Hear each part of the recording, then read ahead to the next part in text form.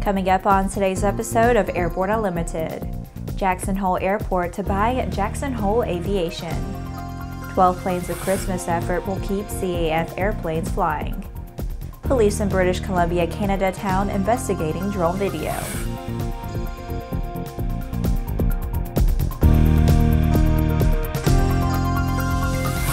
Hello, I'm Laura Hudson. It's November 6th, and this is Airborne Unlimited.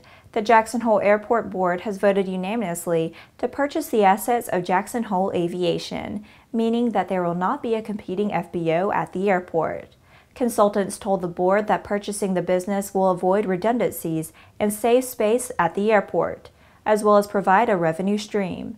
While board member Jerry Blann said he normally would not support such a move, favoring the private sector and competition, the purchase is in the best interest of the airport. To make the purchase, the board exercised a proprietary exclusive clause in FAA regulations that normally mandate competition at airports that receive federal grants. The deal means that Wyoming Jet Center, which had applied to open a competing FBO at the airport, will not be doing so. The airport had wanted to keep its options open for other applicants, and Jackson Hole Aviation approached them about buying the business while an RFP was being prepared. The deal will be finalized on May 1, 2018. The FBO will mean some $25 to $30 million in revenue to the airport. Airport Director Jim Elwood said that he expects to have a return on the investment within 5 years. All 36 Jackson Hole Aviation employees are expected to keep their jobs. After the break, Commute Air extends captain pay to first officers.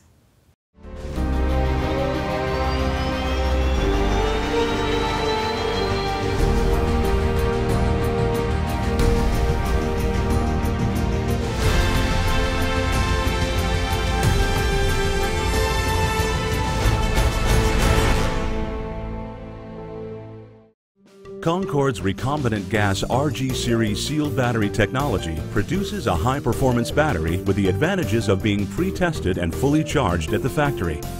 Find out more about Concorde's entire line of batteries at www.concordebattery.com. Concorde, the heart of your aircraft. Sandia introduces the new SAI 340 Quattro TSO'd airspeed, attitude, altitude, and slip. With integral backup battery, safety never looked so good. See it now at www.sandia.aero. Welcome back. If you would like to be a supporter of Airborne Unlimited, send an email to jim@aero-news.net.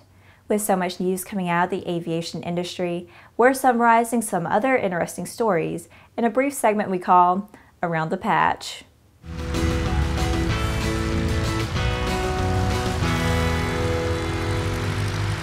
Commute Air, a United Express carrier, reached an agreement with ALPA to pay its first officers at captain scale pay rates 1 year after their completion of initial training. Under the agreement, Commute Air will also begin paying quarterly retention bonuses to its captains. Commute Air has embarked on a plan to triple its size to 61 aircraft and hire almost 4 times the number of pilots that were on our roster in 2016, says Sabad Karnik, President and CEO. Finnair has instituted a pilot program to ask passengers to voluntarily step on a scale with their carry-on luggage before boarding flights departing Helsinki-Vantaa Airport. The airline hopes that at least 150 passengers will agree to be weighed through the month of November. The goal is to gather more accurate data for weight and balance calculations for their airplanes. Sierra Nevada Corporation recently demonstrated a suite of technologies, together called the King Air 350 Extended Range Mission Enhancement Kit. SNC has teamed with Vector Hawk Aerospace, a subsidiary government and military sales division of Black Hawk Modifications in Waco, Texas, and Advent Aircraft Systems Incorporated of Tulsa, Oklahoma, to offer the Mission Enhancement Kit. The demonstration was held in Huntsville, Alabama. 3S Engineering LLC has been issued an STC for airborne text messaging via Send Solutions AirText and AirText Plus systems.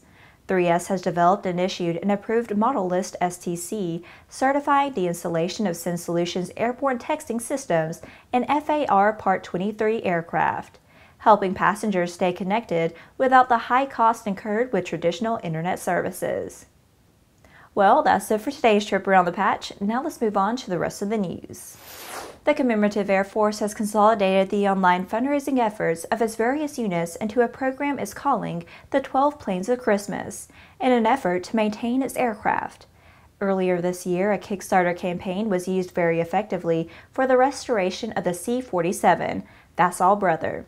The CAF says that many units noticed this, but as many in the aviation market found out, it is not always easy to get people to pull money out of their pockets.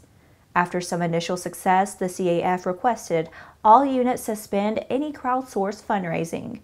With 165 airplanes in the CAF fleet, it could easily have flooded the existing online fundraising sites with worthy projects to support. This would result in too many projects chasing too few dollars on those platforms, not to mention lead to a terrible perception of the CAF nationwide. To resolve this issue, CAF headquarters has set up a website which will allow units to put together a campaign for the month of December to raise money for any restoration and maintenance needs of all CAF aircraft.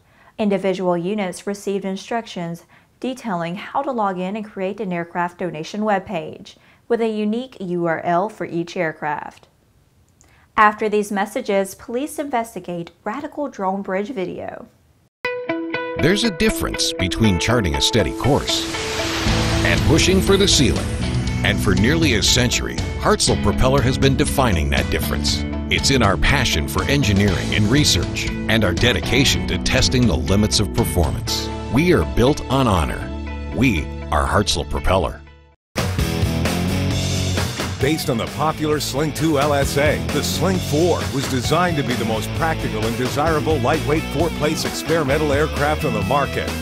Find out more about this 115 horsepower turbocharged airplane at airplanefactory.com. Welcome back. A wild YouTube video posted by a group known as Rotor Riot has drawn the attention of police in Delta, British Columbia in Canada.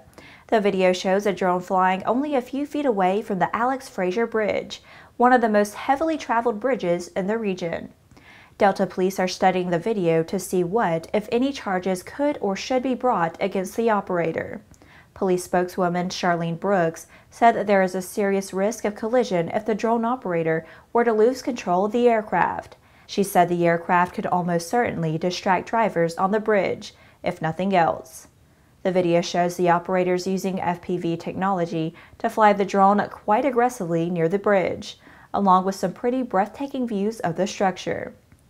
Canadian drone regulations for recreational operators require that aircraft weighing between 9 ounces and 2.2 pounds stay at least 100 feet from vehicles and vessels. Though there is not a specific prohibition against flying near bridges, but the rules state that an operator could face serious consequences, including up to $25,000 in fines and/or jail time.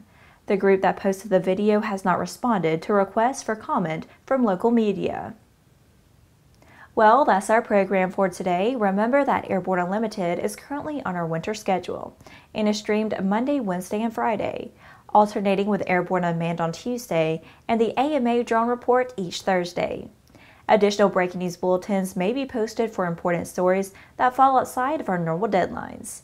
If you're watching us on YouTube, please subscribe and do check us out on Facebook and Twitter. Get comprehensive, real-time, 24/7 coverage of the latest aviation and aerospace stories anytime at aero-news.net. See you tomorrow.